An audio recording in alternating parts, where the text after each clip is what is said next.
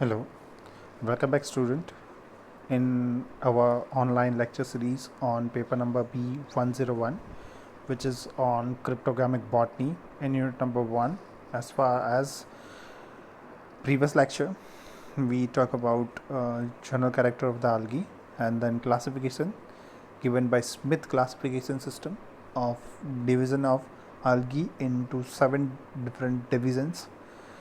Today's lecture we are going to start with a first example of algae in your syllabus, which is on Spirogyra.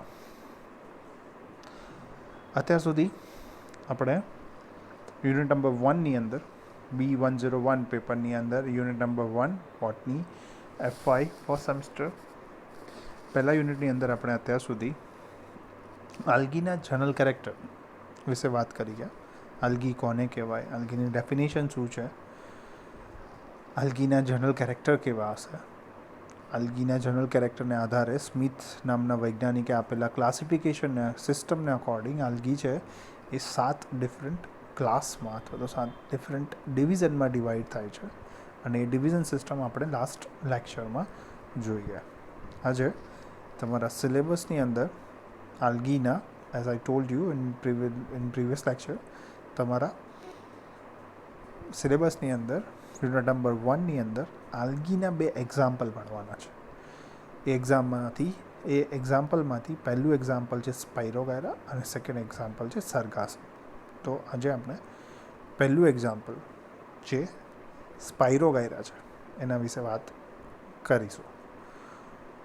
તો સ્પાઇરોગાયરા છે generally એનું જે structure છે એને જે morphological structure છે એ તમારી સ્ક્રીનની અંદર અત્યારે તમારી સ્ક્રીનમાં જે દેખાઈ રહ્યું છે એ આલ્ગીના સ્પાઇરોગાયરાના થ્રેડ્સ એટલે કે સ્પાઇરો થ્રેડ્સ મીન્સ ગુજરાતીમાં આપણે કહીએ તો દોરા.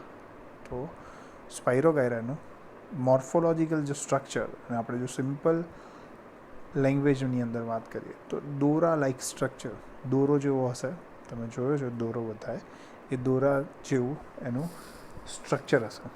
આપણે જેમ આગળના લેક્ચરમાં વાત કરી ગયા છે એ પ્રમાણે જે સ્ટ્રક્ચર છે એને અહીંયા કયા નામથી ઓળખવામાં આવશે? થેલસ. તો એનું જે થેલસ સ્ટ્રક્ચર છે એ થ્રેડ લાઇક હશે અને એ હંમેશા એક કરતાં વધારે થ્રેડ એક સાથે તમને જોવા મળશે. અહીંયા તમને સ્ક્રીન પર દેખાય છે ઓવરલેપિંગ થ્રેડ્સ, ઓવરલેપિંગ થેલસ સ્ટ્રક્ચર એકબીજાની આજુબાજુ એમને જોવા મળશે. આ સૌથી સિમ્પલ ટાઈપની આલ્ગી છે. તો let start with the lecture Spirogyra. પણ એનું માઇક્રોસ્કોપિક પિક્ચર છે, એની અંદર ઇન્ટરનલ સ્ટ્રક્ચર કેવું દેખાય છે એના વિશે અહીંયા વાત છે. તો કોઈપણ ઓર્ગેનિઝમ, કોઈપણ પ્લાન્ટ, કોઈપણ એનિમલ ભણતા પહેલાં સૌથી ઇમ્પોર્ટન્ટ છે ક્લાસિફિકેશન. એ ઓર્ગેનિઝમને કયા કિંગડમમાં, સબ કિંગડમમાં, ડિવિઝનમાં, ક્લાસમાં, ઓર્ડર, ફેમિલી, જીનસની અંદર રાખવામાં આવે છે એના કેરેક્ટરને અકોર્ડિંગ એ ભણવું જરૂરી છે. તો ક્લાસિફિકેશન અથવા તો એનું જે સિનોનેમ્સ એના જેવું જ બીજું જે નામ છે એ શું છે? સાયન્ટિફિક નેમ છે systemic position of particular organism, otherwise systemic position of particular plant or particular algae. તો અહીંયા આપણે જે સ્પાઇરોગાયરા જે જોઈ રહ્યા છે એનું આપણે ક્લાસિફિકેશન સિસ્ટમ જોઈએ. પહેલું કિંગડમ છે, કિંગડમ પ્લાન્ટિયા. કેમ કિંગડમ પ્લાન્ટિયામાં એને રાખવામાં આવશે? એનું જે મેઇન કિંગડમ છે કાંઈ એને એનિમલમાં નહીં રાખવામાં આવે, એને બીજા કોઈની અંદર રાખવામાં નથી આવતું, પણ એને પ્લાન્ટમાં રાખવામાં આવે છે કેમ કે એના જે કેરેક્ટર્સ છે, આપણે જે આલ્ગી ભણવા જઈ રહ્યા છે સ્પાઇરોગાયરા, એના જે કેરેક્ટર છે એ પ્લાન્ટ સાથે સિમિલર છે. તો એને કયા કિંગડમમાં રાખવામાં આવશે? પ્લાન્ટ કિંગડમની અંદર. સેકન્ડ છે સબ કિંગડમ. એ શું છે? થેલોફાઇટા. આપણે આલ્ગીના જનરલ કેરેક્ટરમાં જોઈ ગયા છે કે એનું જે બોડી સ્ટ્રક્ચર છે એની અંદર શું જોવા મળશે? થેલસ. થેલસ કન્ટેનિંગ ઓર્ગેનિઝમ છે તો એને શું કહેવાશે? થેલોફાઇટિક. તો એ શેમાં આવશે? થેલોફાઇટા ક્લાસમાં. ડિવિઝન છે તો આપણે 7 કિંગડમ જોઈ ગયા છે. એની અંદરથી અહીંયા કયું કિંગડમ છે? 7 ડિવિઝન જોઈ ગયા છે, 7 ડિવિઝનની અંદર અહીંયા ક્લોરોફાઇટા છે. તો ક્લોરોફાઇટાના જે જનરલ કેરેક્ટર છે એ જનરલ કેરેક્ટર સાથે આ ડિવિઝન અથવા તો આ જે સ્પાયરોગાયરા છે ના જનરલ કેરેક્ટર કેવા છે, સરખા હશે. એટલે એને ડિવિઝન ક્લોરોફાઇટા, એના પછી એનો ક્લાસ છે ક્લોરોફિએસી, ઓર્ડર છે જમાઇટેલ્સ, ફેમિલી છે જમાઇટીએસી એન્ડ જીનસ છે સ્પાયરોગાયરા. તો એનું ક્લાસિફિકેશન છે point of theory end point of practical examination. બહુ જ ઇમ્પોર્ટન્ટ છે ક્લાસિફિકેશન યાદ રાખવું. જો તમને ક્લાસિફિકેશન નહીં આવડે, સ્પાયરોગાયરા વિશે બધી જ ઇન્ફોર્મેશન આવડશે પણ એનું ક્લાસિફિકેશન નહીં આવડે તો એ નોલેજ અથવા તો એ તમારું જે પણ પ્રેક્ટિકલ અથવા તો થિયરી પેપર હશે, ક્લાસિફિકેશન પ્રોપર ક્લાસિફિકેશન સિસ્ટમ નહીં આવડે ત્યાં સુધી નકામું છે. તો આને યાદ રાખવું બહુ જ ઇમ્પોર્ટન્ટ છે. સૌથી પહેલું જે એનું કેરેક્ટર હશે આફ્ટર ક્લાસિફિકેશન એ હશે અકરન્સ. તો અહીંયા આપણે એનું અકરન્સ જોઈએ. સ્પાયરોગાયરા અકરન્સ એટલે ક્યાં ક્યાં એ જોવા મળશે, અથવા તો એને હેબિટાટ કહી શકીએ, ક્યાં ક્યાં તમને પર્ટિક્યુલર ટાઈપની આલ્ગી છે એ જોવા મળશે. તો સ્પાયરોગાયરા ઇઝ કોસ્મોપોલિટિન. તમને પહેલાં પણ કીધું છે, ફરીથી અહીંયા કહું કે જ્યારે પણ કોસ્મોપોલિટન્સ વર્ડ આવશે અકરન્સની અંદર, ઘણા બધા પ્લાન્ટની અંદર, ઘણા બધા આલ્ગી અથવા તો ફંજાઈની અંદર આ વર્ડ તમને જોવા મળશે, કોસ્મોપોલિટિન ઇન નેચર. તો એનું સિમ્પલ ગુજરાતી મિનિંગ છે અત્ર તત્ર સર્વત્ર. બધી જ જગ્યાએ, બધી જ કન્ડિશનમાં જે પણ ઓર્ગેનિઝમ જોવા મળશે એને શું કહેવાશે? કોસ્મોપોલિટિન ઇન અ નેચર. તો સ્પાયરોગાયરા શું છે? કોસ્મોપોલિટિન. તમે એને કોઈ પણ એન્વાયરમેન્ટલ કન્ડિશનમાં, કોઈ પણ હેબિટાટની અંદર તમે એને જોઈ શકશો, એ તમને જોવા મળશે. તો એ શું છે? Cosmopolitan fresh water filamentous green algae. Represented about 300 species. આ ગ્રુપની અંદર કેટલી સ્પીસીસ છે? 300 species. Most of them are green, floating in segmented ponds and pools. આમાંથી 300 સ્પીસીસ છે, એમાંથી મોસ્ટ ઓફ ધેમ, એમાંથી જે મેજોરિટી છે એ કેવી છે? ગ્રીન કલરની અને ફ્લોટિંગ. કોઈ પણ પાણીની સરફેસ, વોટર સરફેસ ઉપર એ ફ્લોટ કરતી હશે, એટલે કે તરતી હશે, અંદર ડૂબેલી જ હશે નહીં. તમે બધાએ જ્યારે પણ આલ્ગી જોઈ હશે ત્યારે તમે જોયું છે, મેં તમને ફર્સ્ટ લેક્ચરમાં કીધું હતું આલ્ગીના, કે તમને લીલ અથવા તો જે આલ્ગી છે ક્યાં જોવા મળશે? આપણા નોર્મલ પાણીના કુંડામાં. તો જ્યારે પણ આપણે પાણીના કુંડામાં લીલ આલ્ગી જોઈએ છે ત્યારે હંમેશા એ વોટર સરફેસ ઉપર જોવા મળશે ફ્લોટ કરતી. તો અહીંયા પણ જે સ્પાયરોગાયરા છે એ green floating in stagnant ponds and pools. હવે સ્ટેગ્નન્ટ શું છે? બહુ ટાઈમ સુધી જે પોન્ડ અથવા તો પૂલ, પાણીનું જે રિઝર્વિયર, સિમ્પલ લેંગ્વેજમાં કહીએ તો પાણીનું જે રિઝર્વિયર છે, આપણા સિમ્પલ લેંગ્વેજમાં હજી કહીએ તો એ પાણીનો ટાંકો કે જેની અંદર પાણી થોડા દિવસો સુધી ડિસ્ટર્બ કર્યા વગર રાખવામાં આવશે. ડિસ્ટર્બ કર્યા વગરની વોટર રિઝર્વિયર, તો એને શું કહેવામાં આવશે? Stagnant ponds and pools. એને કોઈ ડિસ્ટર્બન્સ વગર મૂકી રાખવામાં આવશે. તો એની અંદર તમને ગ્રીન ફ્લોટિંગ સ્પાયરોગાયરા જોવા મળશે. A few species are attested and some occur in running water. હવે આ થઈ ગઈ most of the species are floating. Most of species એટલે કે એની અંદર જો 100 નંબર સ્પીસીસ હશે તો એની અંદરથી 90 છે એ ફ્લોટિંગ હશે, બીજી જે 10 છે એ બીજા કોઈ કેરેક્ટરવાળી હશે, એ તરતી જોવા મળશે નહીં. તો અહીંયા તમારા 4 સેન્ટેન્સમાં એવું કહેવા માંગે છે the few species are attached.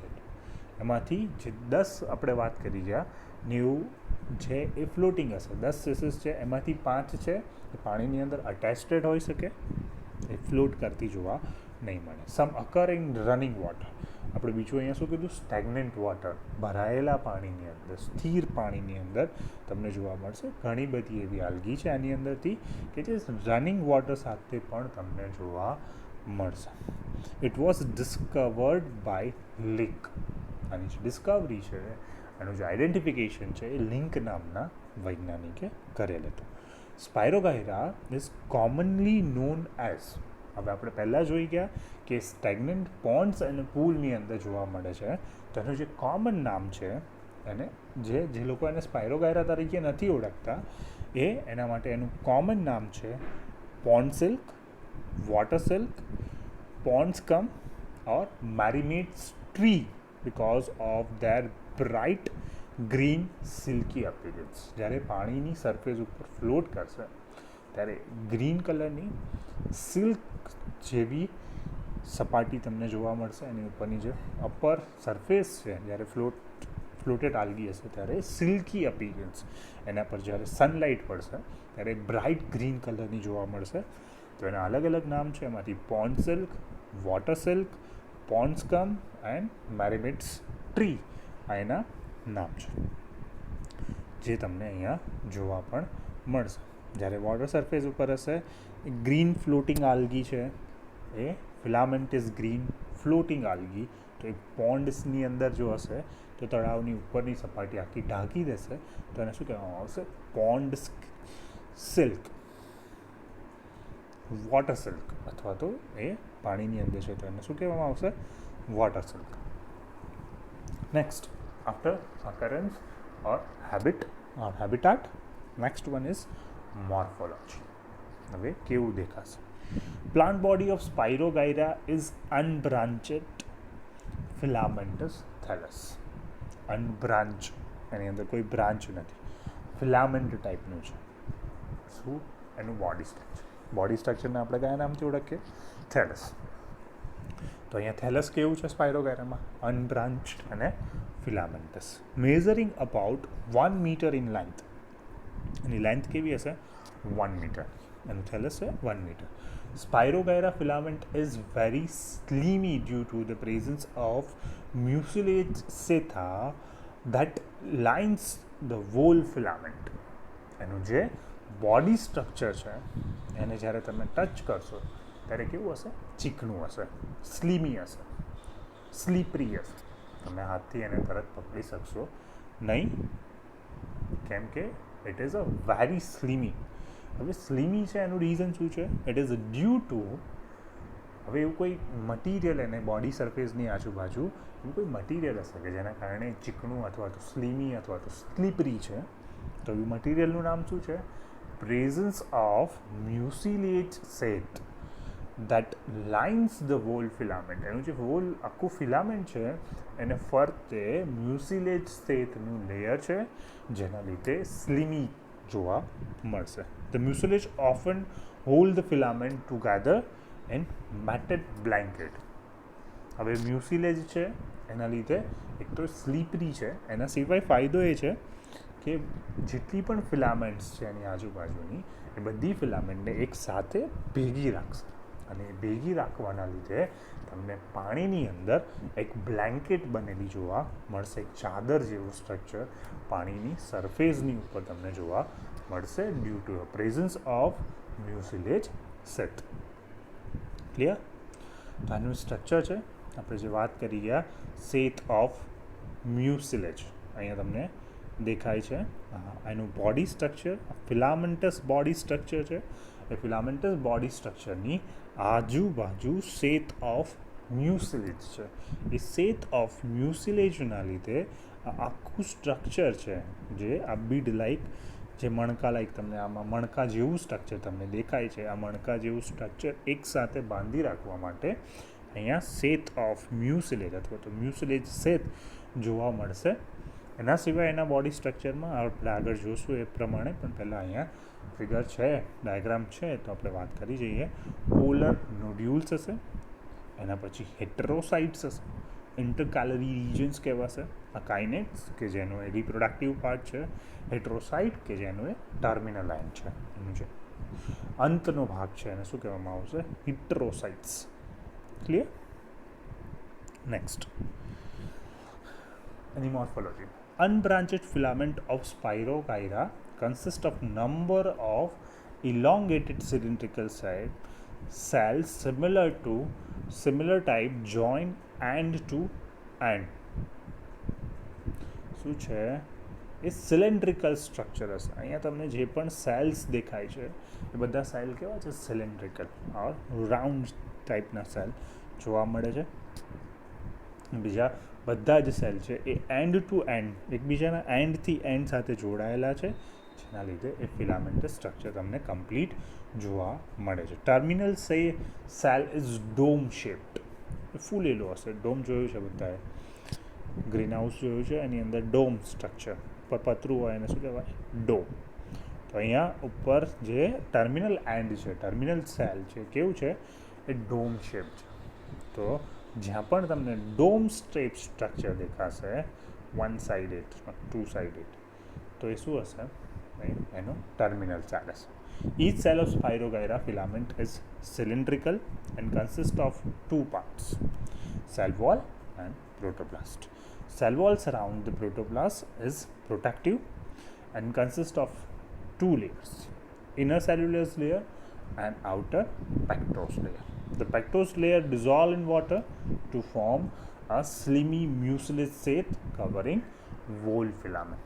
તો હવે તમને અહીંયા રીઝન મળી ગયું કે આ જે સ્લીમી મ્યુસિલેજ શેથા કે જેના લીધે આલ્ગી છે સ્લીપરી અથવા તો સ્લીમી છે એ ક્યાંથી આવશે? એનું જે સેલ વોલ છે એ બે પાર્ટમાં ડિવાઇડેડ છે, cellulose layer and pectose layer.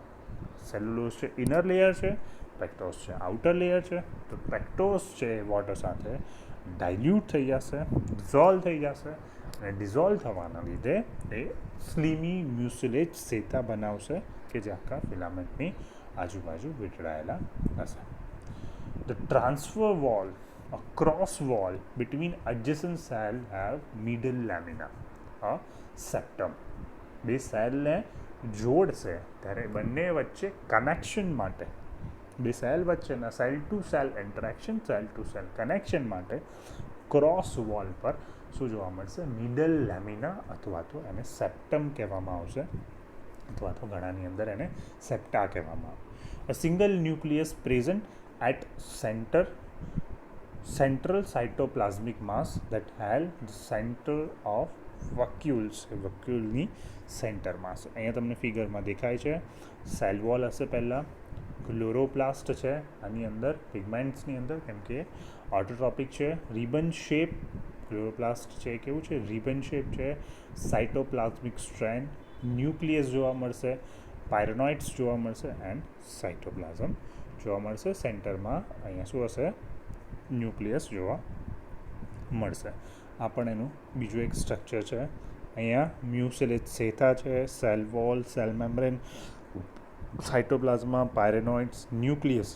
મિડલમાં શું છે? Nucleus, chloroplast, ribbon like structure, cytoplasm, strand તમને જોવા મળશે.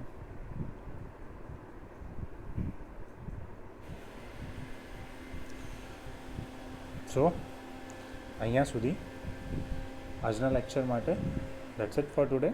આપણે આજે morphology and occurrence of Spirogyra plus એનું ક્લાસિફિકેશન સિસ્ટમ જોઈ ગયા છે, કઈ રીતે સ્પાયરોગાયરાનું ક્લાસિફિકેશન થાય છે, એની અકરન્સ શું છે, એની અંદર કેવા કેવા ટાઈપની જગ્યાએ તમને સ્પાયરોગાયરા જોવા મળે છે, અને લાસ્ટમાં સ્પાયરોગાયરાની મોર્ફોલોજી શું છે ત્યાં સુધી આજના લેક્ચરમાં આપણે જોઈ ગયા. Thank you students four joining me online for your paper number B101.